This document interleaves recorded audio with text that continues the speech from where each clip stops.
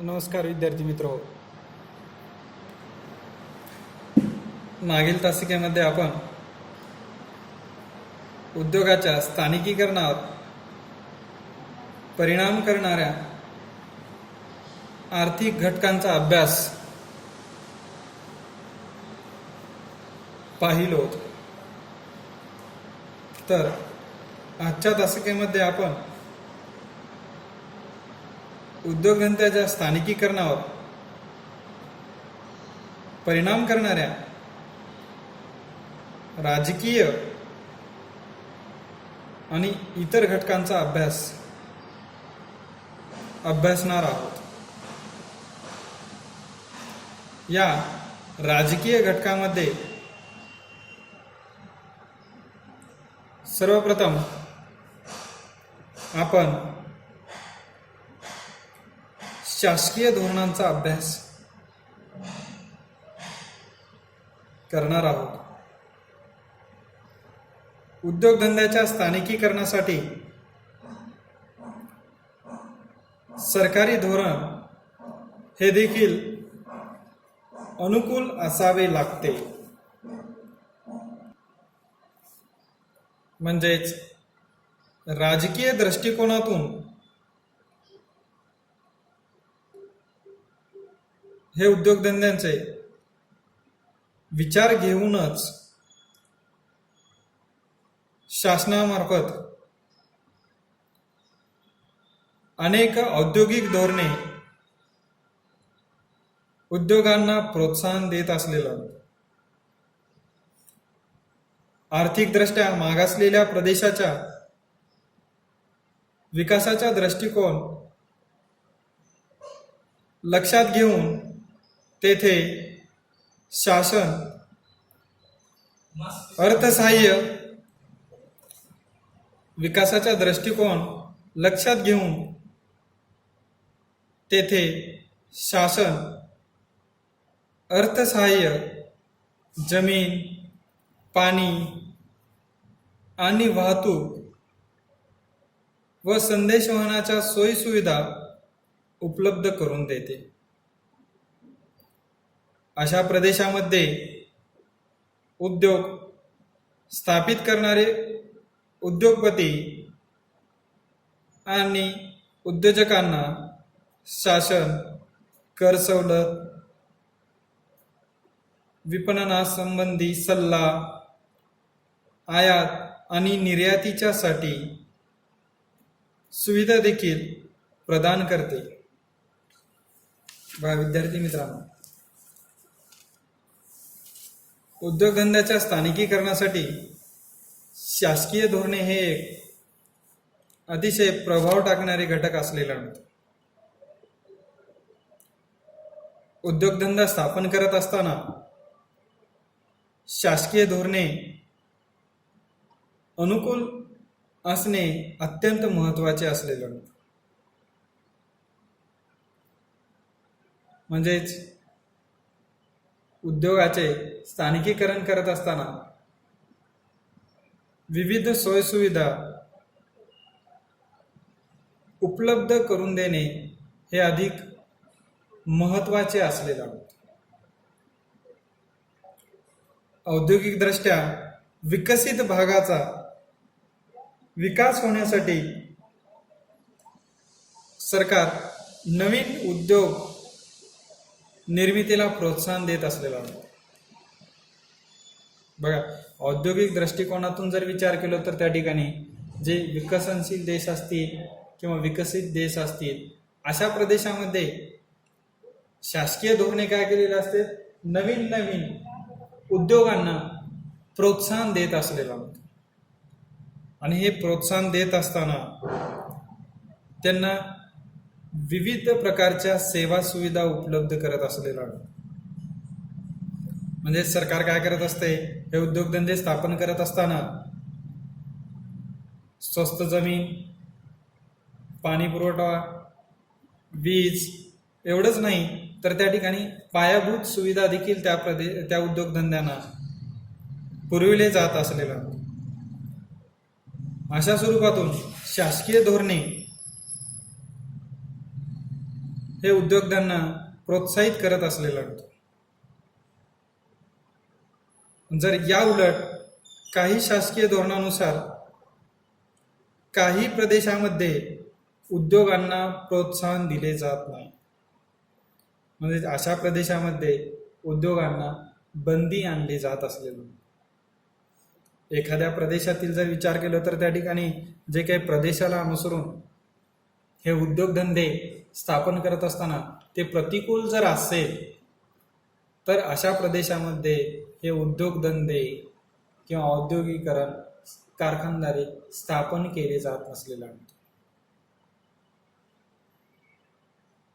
यामध्ये जर पाहायला गेल्यानंतर त्या ठिकाणी जे की मानवी वस्तीपासून दूर अंतरावरती हे उद्योगधंदे स्थापन केले जात असलेले आहेत. हे एक शासनाचाच घटक असलेला आहे. हे शासनाने ठरवलेले जे धोरण आहे हे धोरणे असलेलं आहे. मानवी वस्ती असेल किंवा शेतीयोग्य जमीन असेल अशा प्रदेशामध्ये हे उद्योगधंदे स्थापन केले जात नसलेले आहेत. अशा प्रदेशापासून दूर अंतरावरती हे उद्योगधंदे स्थापन केले जात असलेले आहेत.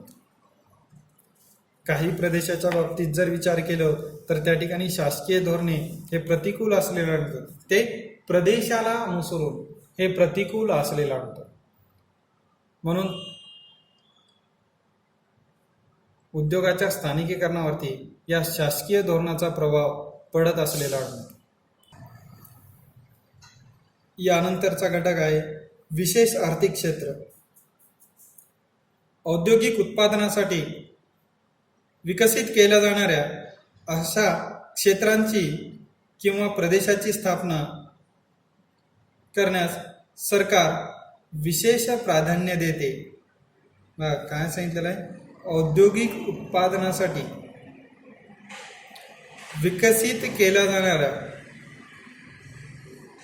अशा क्षेत्रांची किंवा प्रदेशाची स्थापना करण्यास विशेष प्राधान्य दिले जात असलेले आहे. भारतात त्यांना विशेष आर्थिक क्षेत्र म्हणून देखील ओळखले जात असलेले आहे. हे विशेष आर्थिक क्षेत्र विशेषत्वाने निश्चित केलेले भौगोलिक क्षेत्र आहे, जे खाजगी क्षेत्र किंवा सार्वजनिक क्षेत्रातील किंवा सार्वजनिक खाजगी भागीदारीने विकसित केले जाऊ शकते. देशात या क्षेत्रांचा विकास विशेषतः निर्यातक्षम उत्पादनाच्या वाढीसाठी केला जातो. उदाहरणार्थ मुंबई येथील सांताक्रूज हे जे विशेष आर्थिक क्षेत्र असलेलं आहे. या प्रदेशामध्ये विविध उद्योगांना प्रोत्साहित केले जात असलेलं आहे. तर हे प्रोत्साहन करत असताना त्या ठिकाणी काय केले जात असते? त्या प्रदेशाची किंवा क्षेत्राची पाहायला गेल्यानंतर त्या ठिकाणी स्थापना करत असताना ते खाजगीकरण किंवा सहकारी नाहीच म्हणलो तर त्या ठिकाणी सार्वजनिक किंवा खाजगी भागीदारीने ते प्रदेश विकसित केले जाते आणि त्याच प्रदेशाला अनुसरून त्या ठिकाणी हे उद्योगधंदे किंवा औद्योगिकरण प्रस्थापित केले जात असलेले. अशा स्वरूपातून हे विशेष आर्थिक क्षेत्र म्हणजे काय होते? उद्योगाचे क्षेत्र त्या प्रदेशामध्ये निर्माण झालेले आहे. यानंतर या राजकीय घटकामध्ये शेवटचा घटक सांगता येईल त्याच्यामध्ये वजरतात पर्यावरणीय धोरण. प्रदेशातील पर्यावरणाची गुणवत्ता राखण्यासाठी एखाद्या प्रदेशात उद्योगांना प्रोत्साहन देणे किंवा विशिष्ट प्रकारच्या उद्योगांना प्रोत्साहन नाकारणे हाही शासकीय धोरणाचा भाग असतो. बघा, पर्यावरणाची गुणवत्ता टिकवण्यासाठी किंवा गुणवत्ता राखण्यासाठी एखाद्या उद्योगामध्ये जर पाहिल्या गेल्यानंतर त्या ठिकाणी अनुकूल असेल तर त्या उद्योगाची स्थापना केली जात असलेली. या उलट ज्या प्रदेशामध्ये उद्योगधंदे स्थापन करत असताना पर्यावरण असंतुलन निर्माण होत असेल तर अशा प्रदेशामध्ये उद्योगधंदे स्थापन केले जात नाही. अशा स्वरूपामध्ये जे काही पर्यावरणीय धोरण हे उद्योगाच्या स्थानिकीकरणावरती परिणाम करत असलेलं होतं. शासकीय धोरणाच्या बाबतीत जर सांगायचं असेल किंवा राजकीय दृष्टिकोनातून जर विचार केलं, उद्योगधंदे स्थापन करत असताना पर्यावरणाचा विचार केला जात असल्याने एखाद्या प्रदेशामध्ये कारखानदारी किंवा औद्योगिकरण स्थापन करत असताना तर राजकीय दृष्टिकोनातून त्याच्यामध्ये विचार केला जातो, ते कारखान्यातून बाहेर पडणारे जे दूषित वायू त्याचा परिणाम हे मानवी वस्तीवरती किंवा मानवावरती होऊ नये, यासाठी शासनाने काय केलेलं आहे, त्याच्यामध्ये पर्यावरण दृष्टिकोनातून जे संतुलन टिकवण्यासाठी वृक्षारोपण किंवा वृक्षाची लागवड जास्तीत जास्त त्या कारखानदारी प्रदेशामध्ये किंवा उद्योगधंदे जेथे प्रस्थापित केलेत त्या प्रदेशालगत केले जाणे हे अनिवार्य असलेले. अशा स्वरूपातून जे की राजकीय घटकाचा परिणाम किंवा प्रभाव आपल्याला उद्योगाच्या स्थानिकीकरणावरती होत असलेला होता. यानंतर शेवटचा घटक आहे इतर घटक. या इतर घटकाचा अभ्यास करत असताना त्याचे 2 घटकामध्ये वर्गीकरण किंवा माहिती या अभ्यासण्यात आलेला आहे. यामध्ये सर्वप्रथम आहे स्थान विभाजन. कधी कधी उत्पादनाचे विविध टप्पे विकेंद्रित केले जातात आणि वाहतूक खर्च कमी करण्यासाठी उत्पादन वेगवेगळ्या ठिकाणी घेतले जाते. काय सांगितलेलं आहे, इतर घटक जर पाहायला गेल्यानंतर त्या ठिकाणी जे उत्पादन करत असताना त्याचे विविध टप्पे केले जात असले म्हणजे विकेंद्रित केले जात असले. एखाद्या प्रदेशामध्ये एखाद्या वस्तूचे उत्पादन करत असताना त्याचे जर पाहिल्यानंतर त्याचे 2-3 ठिकाणी टप्पे केले जात असले. कशासाठी? वाहतूक खर्च कमी व्हावा याच्या दृष्टिकोनातून हे टप्पे पाडले जात असले. उदाहरणार्थ भ्रमणध्वनी व मोटरसायकल किंवा मोटर वाहन निर्मिती उद्योग, हे उद्योग बाजारपेठेजवळ स्थित असणे आवश्यक असते. म्हणूनच यातील विविध उत्पादन घटक वेगवेगळ्या टप्प्यावर विभाजित करतात. त्यामुळेच उद्योगांना आर्थिक दृष्ट्या फायदा मिळत असलेला आहे. यामध्ये सांगितलेलं आहे स्थान विभाजन जे करण्यात आलेलं आहे ते भ्रमणध्वनी आणि मोटर वाहन याच्याबद्दल त्या ठिकाणी त्याचे स्थान विभाजन केले जात असलेलं आहे. हे निर्मिती उद्योग ज्या प्रदेशालगत किंवा जर पाहायला गेल्यानंतर त्या ठिकाणी ज्या ठिकाणी बाजारपेठ असलेला आढळतो अशा बाजारपेठेजवळच याची निर्मिती केली जात असलेला आढळतो. किंवा त्याच्यामध्ये जर पाहिल्यानंतर हे उद्योगधंदे त्याच प्रदेशामध्ये स्थापन केले जात असलेले आढळतो. कारण हे बाजारपेठेजवळ स्थापन केले असता त्याला जे वाहतुकीसाठी लागणारा जे खर्च आहे त्या खर्चाच्या तुलनेने त्याच्यातून होणारा जे नफा अधिक स्वरूपाचा असल्यामुळे हे उद्योगधंद्याचे जे पाहायला गेल्यानंतर विकेंद्रित किंवा स्थान विभाजन केले जात असलेले, प्रदेशानिहाय याचे विभाजन केले जात असलेले, हे विभाजन करत असताना टप्प्यानिहाय केले जात असलेले, अशा स्वरूपातून जे की उद्योगाच्या स्थानिकीकरणावर याचा परिणाम होत असलेला. हे टप्पे निर्माण करत असताना काही दृष्टिकोनातून जर विचार केला तर त्या ठिकाणी हे टप्पे निर्माण झाल्यामुळे आर्थिकदृष्ट्या फायदा मिळण्याच्या दृष्टिकोनातून हे टप्पे पाडले जात असलेले आहेत.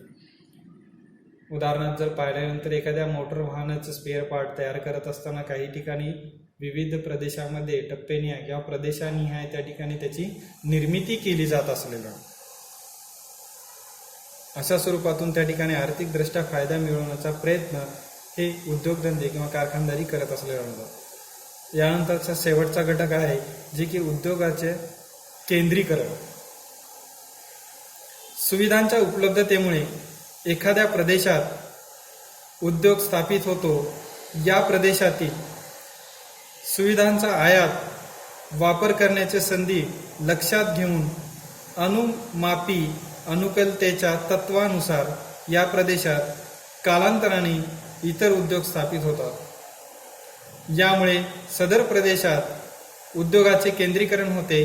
अशा प्रकारे उद्योगाचे केंद्रीकरण झालेल्या प्रदेशात प्राकृतिक, आर्थिक, राजकीय या घटकांचा प्रभाव राहत नाही.